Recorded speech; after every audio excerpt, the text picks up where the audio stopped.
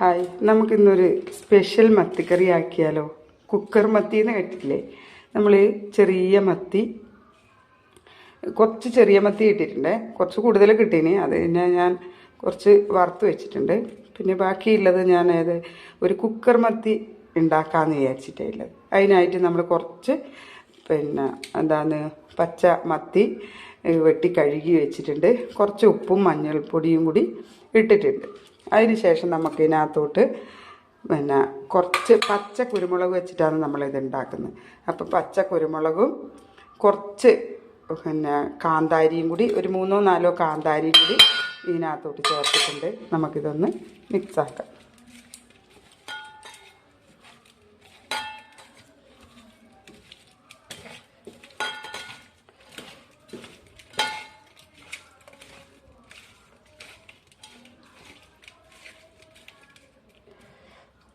അപ്പോൾ അത് കുറച്ച് ഉപ്പെല്ലാം പിടിക്കട്ടെ. നമുക്ക് കുറച്ച് ഒരു 10 മിനിറ്റ് അവിടെ ഉപ്പ് പിടിക്കാൻ മാറ്റി വെക്കാം.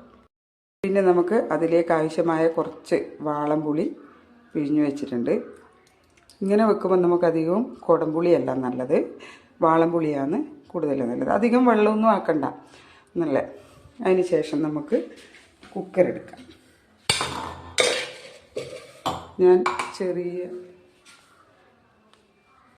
നമുക്ക് ഈ കുക്കറിലേക്ക് കുറച്ച് വെളിച്ചെണ്ണ ഒഴിക്കാം. കാരണം കുക്കറിൻ്റെ അടിയിൽ പിടിക്കാതിരിക്കാൻ വേണ്ടി കുറച്ച് വെളിച്ചെണ്ണ ആക്കണം.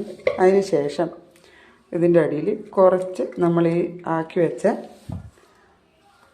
ഉള്ളിയും ഇഞ്ചിയും അതെല്ലാം വെക്കുന്നുണ്ട്. അതിന് ശേഷം അതിൻ്റെ മുകളിലേക്ക് നമുക്ക് ഈ മീൻ ഇട്ട് വെക്കാം. നമ്മൾ നിരത്തിയിടാം. വീതിയുള്ള കുക്കറാണെങ്കിൽ അതിനെ കെട്ടി. പക്ഷേ ഇത് ഞാൻ കുറച്ച് മീനായതുകൊണ്ട് ചെറിയ കുക്കറാണ് എടുത്തത്.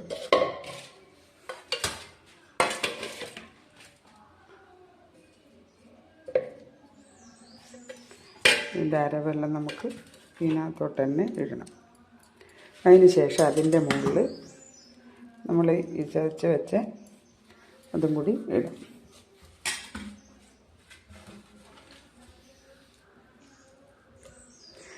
അധികം മസാലകളൊന്നും ഇല്ലാതെ എന്നാൽ നല്ല ടേസ്റ്റ് ആയിട്ട് കിട്ടുന്നൊരു കറിയാണ്.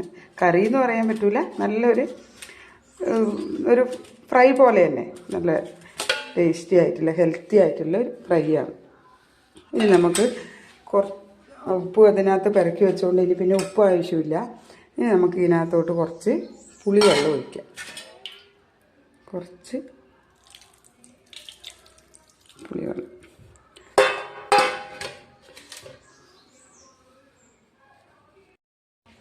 നമ്മളിപ്പം ഇതെല്ലാം റെഡിയാക്കിയിട്ടുണ്ട്. അതിൻ്റെ മുകളിൽ ആദ്യം നമ്മൾ ചതച്ച് വെച്ച ചെറിയുള്ളിയും കരിവേപ്പിലയും അതൊക്കെ അതിനകത്ത് ഇട്ടു. അതിനുമേലെ നമ്മൾ മസാല പെരക്കി വെച്ച മീനും വെച്ചു. അതിൻ്റെ മേലിൽ ഇത് വെച്ചു. കുറച്ച് വാളംപുളിയും കൂടി ഒഴിച്ചു. ഇനി നമുക്ക് ഈ കുക്കർ അടച്ചിട്ട്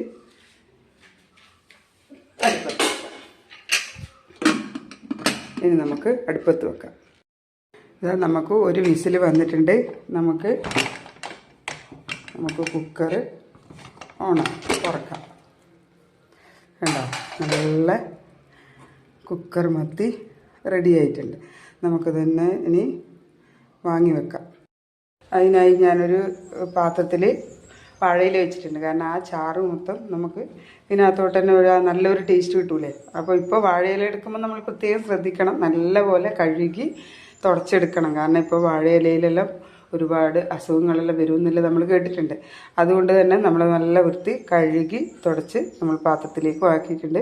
അപ്പോൾ ഇനി നമുക്ക് ഈ പാത്രത്തിലേക്ക് ഇത് കുക്കറിലെ മീൻ മാറ്റാം. നമ്മൾ മീൻ ഈ വാഴയിലയിലേക്ക് മാറ്റിയിട്ടുണ്ട്. അതിൻ്റെ മുകളിൽ നമുക്കൊരു കരിവേപ്പില വെച്ചിട്ട് ഡെക്കറേഷനും ചെയ്യാം. അപ്പോൾ ഇതാ നമ്മുടെ കുക്കർ മത്തി റെഡി. ഇത് കാണുന്നത് തന്നെ നമുക്ക് പെട്ടെന്ന് കൂട്ടാൻ തോന്നില്ലേ? നല്ല ടേസ്റ്റാണ്. നമുക്കൊന്ന് ചെറുങ്ങനെ ടേസ്റ്റ് ചെയ്ത് നോക്കാം.